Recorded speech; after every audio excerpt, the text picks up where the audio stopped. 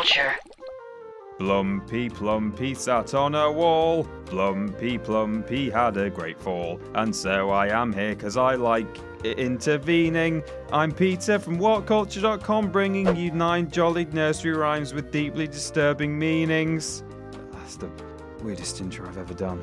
Number 9. Here we go round the mulberry bush. As much as it would be nice to think that this rhyme is about dimple-cheeked children skipping around a bit of shrubbery, the truth behind its origin is something a bit more troubling.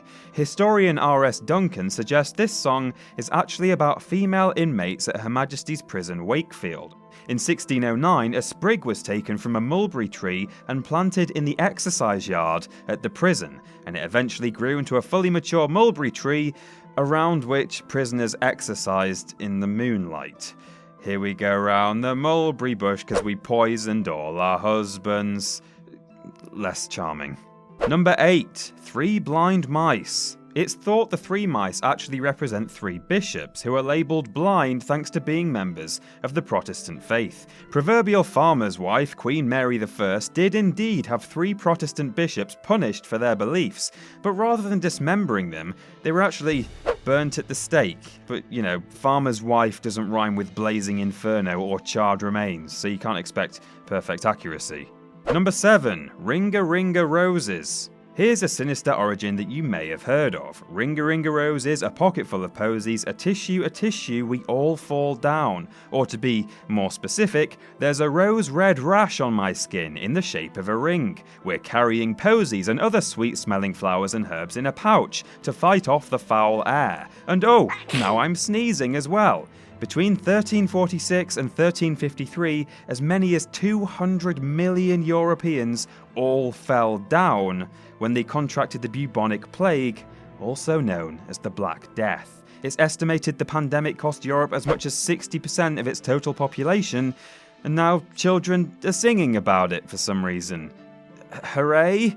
Number 6. Oranges and lemons. To be fair, origins aside, this one gets pretty dark even within the rhyme itself. After a banal conversation about greengrocery and some cheapskate who refuses to cough up 5 farthings like Adam Cleary at a pizza party, things descend into darkness with "I do not know, say the great bells of Bow." These bells were used in the time of executions at Newgate Prison, which for many years were carried out by means of beheading. What's notable here is the night before execution, the warder would inform the condemned that they were for the chop in the morning, and so seeing him approach your cell after dark, lit only by a flickering flame, would be far from a welcome sight.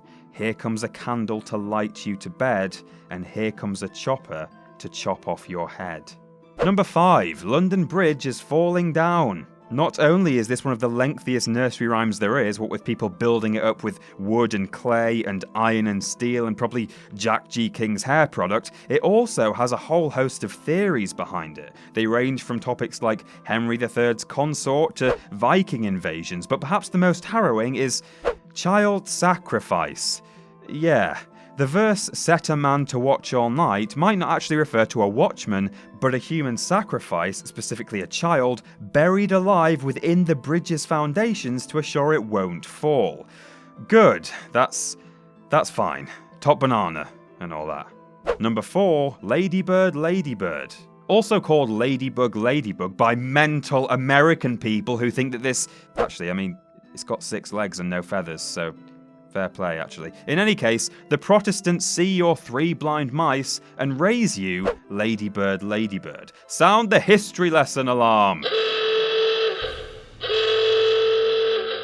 1534 AD. England has been a Catholic country for, like, ages. A proper long time, mate. But then Henry VIII decides, hey, Catherine of Aragon, am I right, guys? Worst wife ever, lol. And if the Catholic Church won't let me divorce her, the Catholic Church too. His successor, Edward VI, made Catholic Mass outright illegal in 1549 until the next monarch, Mary I, the one who chopped off the tails of the 3 blind mice, decided that now everyone should be Catholics again and persecute Protestants. Okay, Catholics, we can do that.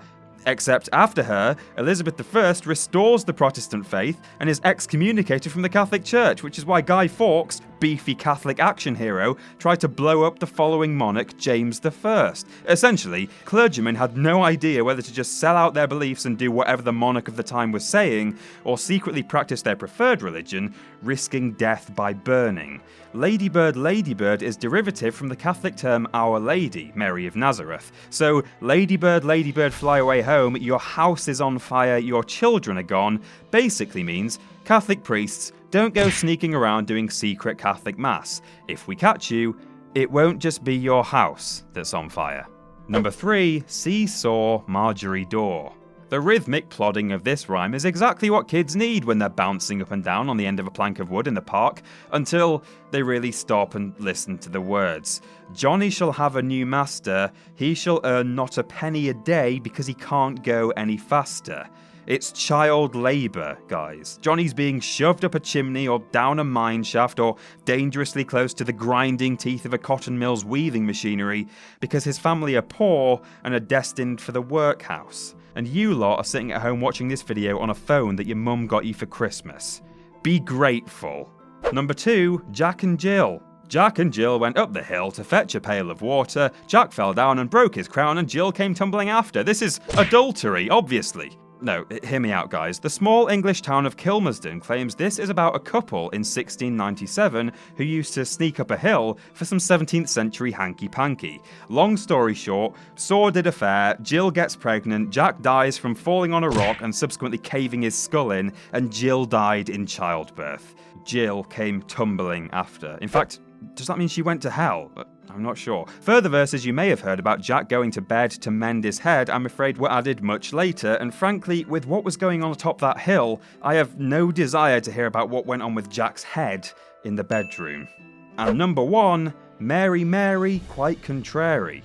This is a beautiful little nursery rhyme that conjures up images of delicately arranged flower beds in a sunny garden edged with a line of beautiful maidens. Sounds pretty heavenly to me, but surprise, we're back with Mary I again, the one who took out a carving knife and chopped off the bishop's religious practices. And oh boy, she did a lot worse too. This isn't a garden at all, it's a torture chamber. Silver bells are thumbscrews, cockle shells were attached to the genitals, and while some argue that pretty maids just refers to her maids in waiting, it might actually be a nod at the maiden, an early instrument of beheading introduced under her reign that long predates the French guillotine.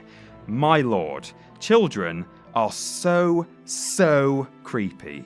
And that's our list, but did we miss any out? Do you know any creepy origins behind jolly nursery rhymes? Let us know in the comments below. And don't forget to like, share, and subscribe. You can visit Whatculture.com for more daily lists, news, and articles, and you can follow Whatculture on Twitter here. I'm Peter from Whatculture.com, and I'll see you soon.